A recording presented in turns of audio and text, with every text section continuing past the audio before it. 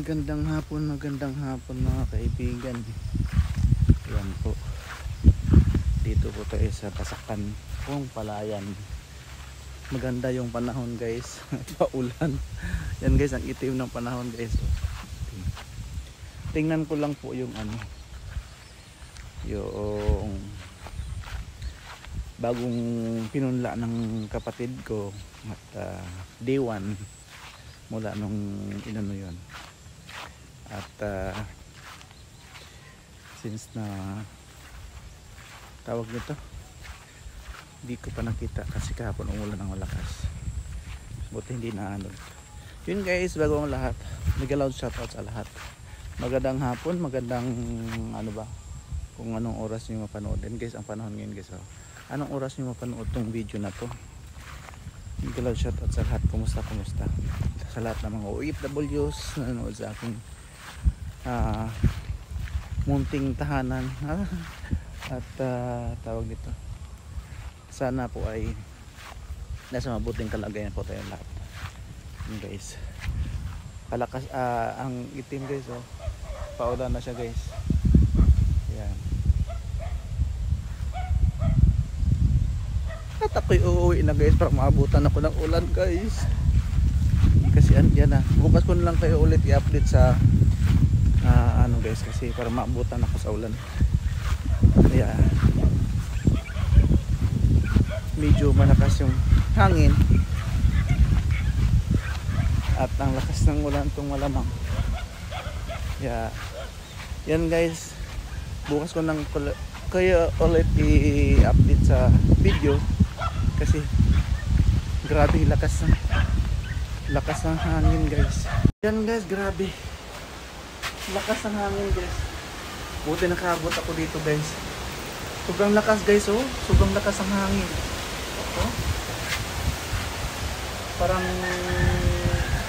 Parang bagyo guys. Grabe. Kita nyo guys. Yan. Kaya guys, next time ko na kayo i-update sa kaya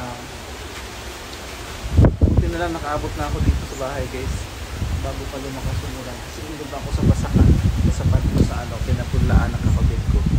Ako malamang basa ako guys. Grabe guys, ang bilis ng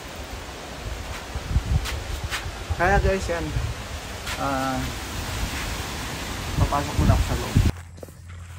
Yan guys, sa ating pagpatuloy mula kahapon na video na hindi natin natatapos, nauudlot gawa ng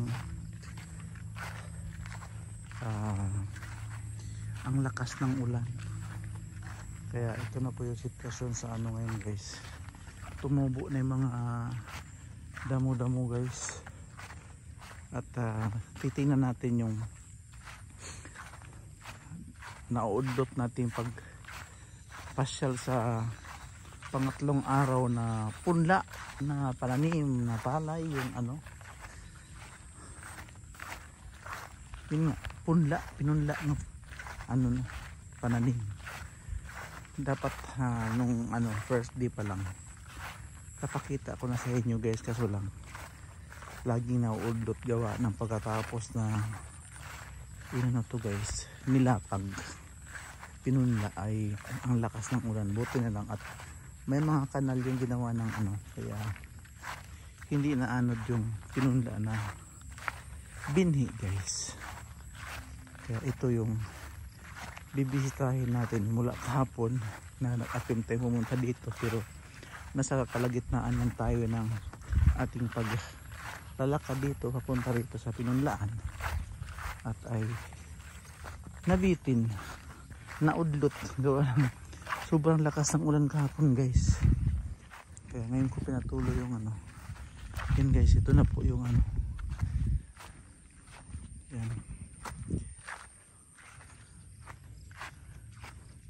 yan guys, pang 3 days kinalkal ng mga itik ay bibi pala, naubos. Yan guys, naubos guys. Dito tayo, lilibot tayo sa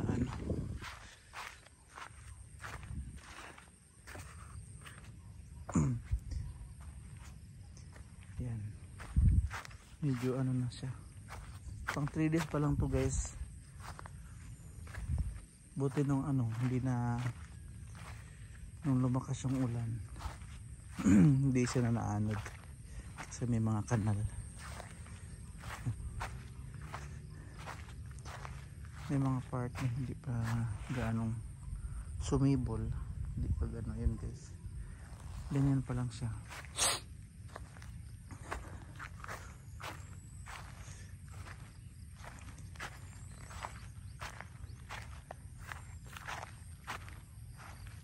Ito yung yan nila nakarang araw. Nilinis. Ready na to. Ready to fire. Dati-rati guys. Sa tingin ko nito itong mga ano na to ay napaka ano ba yan? Napakalalaki na ang tawag yan yung pinakakahon ng pagtatanim yan. Pero pag nilapitan mo pala ang liit. Yun nga guys, naka-ready na po yung ano dito, yung magtatanim nito. Naka-kontrata na ba kumbaga? Kontrata ng 17,000 daw guys. Ganito na yung style sa pag-ano dito ng palay guys. Pagtatanim hindi katulad, ay wala parang daanan dito.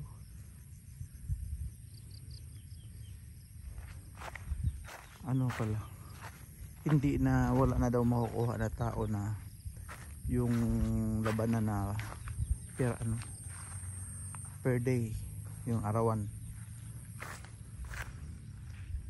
Paano ako akyat dito guys para makaikot ako aray. Ayun, no? Ito po yung ano dito, maisan pala yung ano dito.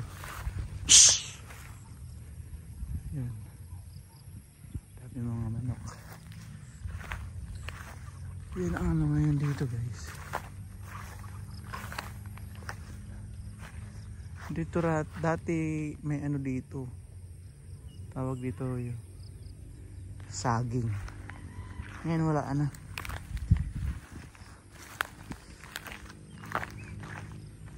Wala nang saging.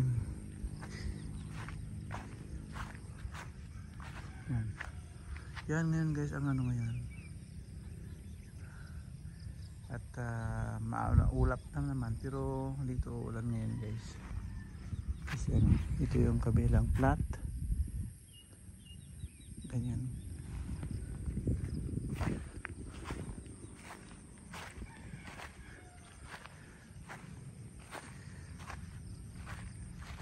Yan. Pero ma-okay na rin to kaysa ano. Matubig, mabilis magkaroon ng tubig dito guys. Kasi dito yung kanal ng irrigation dito daw ang daan. Pero doon sa kabila is wala na. Hindi na siya natatakbuhan ng tubig doon. Kaya ang ginagawa ng kapatid ko ay nag-ano na sa ng pump. Ginawa na may pump. Pinapump na lang yung tubig para magkaroon ng tubig yung part na yun doon.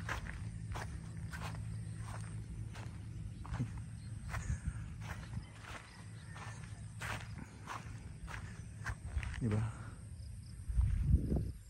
Yan sa bungad lang ang nilantaka ng ano, baby. Nilango yan ng baby. Dito yung ano guys. Oh. Dati-rati dito guys pero ano eh, mahito. Mahito at saka ano ba yan? Ano ba to? Hito at saka dalag. Ngayon wala na. Hindi na sila nabubuhay.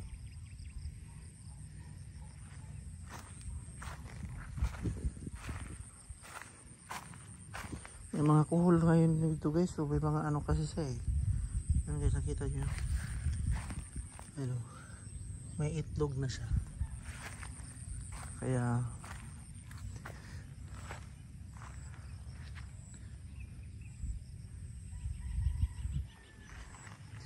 may itlog.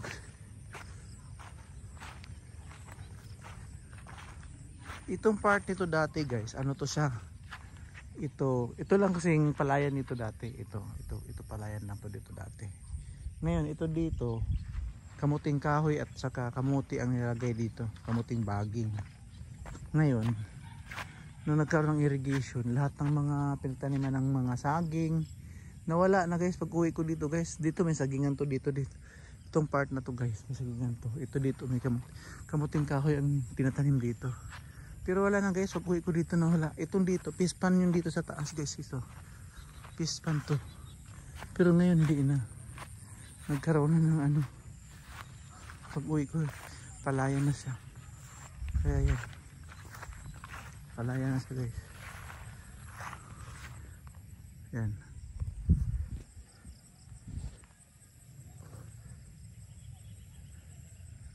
Yan guys, sa ating pagpatuloy, pinakita ko na sa inyo yung bagong punla na 3 days na siya.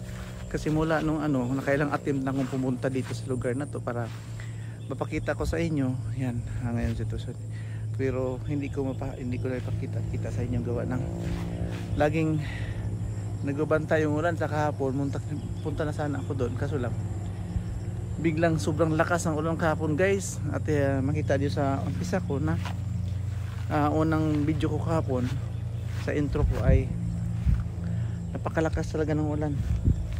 Ayan guys, at ito nagkaroon ulit tayo ng pagkakataon na makuhaan natin ng video yung lugar na pinagpunlaan. Kaya yan, sa awa ng Diyos okay naman. Ito guys, tumigas na yung dito guys, pinagtuturtol ay tawag nito, tinatraktor ba? Kasi itong sa baba dito tinortol ito ng kapatid ko, yung may mga tubig. May ibang party na guys, may ibang party na walang tubig. Yan, yun ang tinatraktor na nagkaroon ng damo-damo na.